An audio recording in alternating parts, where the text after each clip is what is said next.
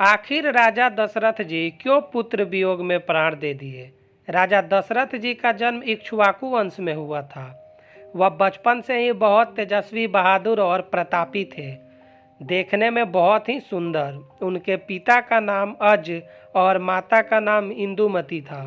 दशरथ जी के बड़े होते ही उनके पिता ने उन्हें गुरुकुल में भेज दिया, जहां वे धनुर्विद्या की शिक्षा ग्रहण किए। धनुर्विद्या में वो बहुत ही ज्ञानी और तेज थे। एक तरह से कहे तो धनुर्विद्या में उनके जैसा शायद ही कोई था। शिक्षा पूरा करने के बाद और गुरुकुल से घर वापस आने के बाद वो अक्सर आखेट के लिए जाया करते थे। एक बार की बात है, वो हमेशा की तरह शिकार पे गए हुए थे। उसी समय श्रवण कुमार अपने माता पिता को पालकी में बैठाकर कहीं जा रहे थे। बहुत देर तक चलने के बाद उनके माता पिता को प्यास लगी और उनके माता पिता अपने पुत्र से पानी पीने की इच्छा जताई और पानी लाने को कहा। श्रवण कुमार पालकी को एक सुरक्षित जगह रखकर एक मटका ले लिए और माता पिता के आज्ञानुसार पानी लाने के लिए चले गए। बहुत ढूंढने के बाद उन्हें एक तालाब दिखाई दिया और वो तालाब के तरफ पानी लेने चल दिए। जैसे ही वे पानी भरने के लिए मटका पानी में डुबाए, उस समय दशरथ जी शिकार के लिए घूमते हुए तालाब के पास पहुंच गए। पानी भरने की आवाज़ सुनकर सोचे कि कोई जानवर पानी पीने के लिए तालाब के पास आया हुआ है। दशरथ जी धनुर्विद्या में इतने निपुण थे कि आवाज़ सुनकर लक्ष्य का भेदन कर देते थे। दशरथ जी वैसे ही अपने तीर चला दिए और वो तीर जाके श्रवण कुमार को लग गया। दर्द से चिल्ला रहे श्रवण कुमार की आवाज़ सुनकर दशरथ जी डर गए और वो दौड़कर उनके पास गए। श्रवण कुमार ने दर्द में कारते हुए बोले, मैंने तुम्हारा क्या बिगाड़ा था जो तुमने मेरे साथ ऐसा कर दिया था। मैं तो अपने प्यासे माता पिता के लिए पानी लाने के लिए आया था। दशरथ जी श्रवण कुमार से अपनी गलती का बहुत क्षमा मांगे, पर श्रवण कुमार रोते हुए बोले कि मेरे माता पिता अंधे हैं और उनका मेरे सिवा दुनिया में कोई नहीं है। मैं ही अकेला उनका एक सहारा हूँ। मेरे बिना वे कैसे रहेंगे। तुमने एक नहीं 3 जाने ली हैं। पर वे दशरथ जी से बोले, मैं तो अब जा रहा हूँ, पर तुम मेरे माता पिता को पानी जरूर पिला देना, क्योंकि वे बहुत प्यासे हैं। ऐसा कहते हुए श्रवण कुमार ने अपना प्राण दे दिए। दशरथ जी बहुत दुखी थे और वे पानी का मटका लेके श्रवण कुमार के माता पिता के पास पहुँचे।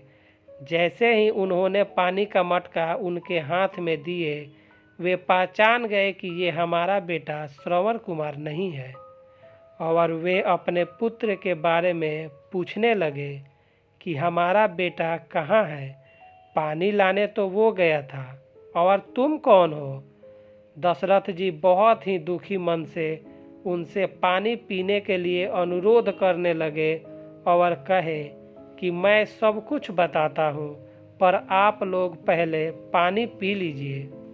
पर श्रवण कुमार के माता पिता पानी पीने से साफ मना कर दिए और बोले कि वे सिर्फ अपने पुत्र के हाथों से ही पानी पिएंगे। दशरथ जी के बहुत कहने के बाद भी वे पानी पीने को तैयार नहीं थे। अंत में दशरथ जी को सारी बातें बताना पड़ा। पुत्र के बारे में सुनकर माता पिता की मानो जैसे प्राण निकलने की स्थिति हो गई। ऐसा देखकर दशरथ जी बहुत ही दुखी मन से फिर से अनुरोध किए कि कृपया करके पानी पी लीजिए। पर दुखी माता पिता ने रोते हुए दशरथ जी से कहा कि तुमने सिर्फ हमारे एक एकलौते सहारे को नहीं मारा, बल्कि हम दोनों को भी प्राण ले लिए, और जिस तीर से तुमने हमारे पुत्र को मारा है उसी से हमारी भी प्राण ले लो। क्योंकि अपने पुत्र के बिना हम एक दिन भी नहीं रह सकते और न ही ये पानी पी सकते हैं।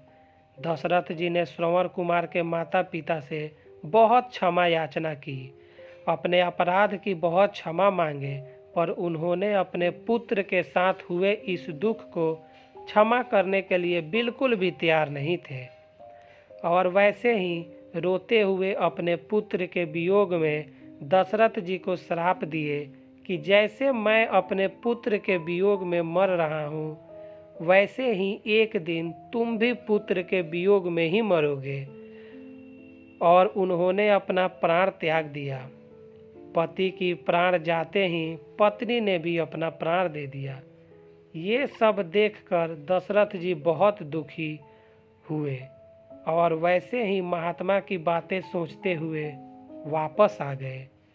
कुछ सालों बाद माता कैकेयी ने भरत जी को राजा बनाने के लिए जब माता कैकेयी ने श्री राम जी को वनवास जाने के लिए बोली और राम जी वनवास को जाने लगे, तो ठीक वैसे ही जैसे महात्मा ने अपने पुत्र के वियोग में अपना प्राण दिए थे, वैसे ही दशरथ जी भी राम जी के वनवास जाते देख दुखी हो गए थे और राम जी के वियोग में डूब चुके थे।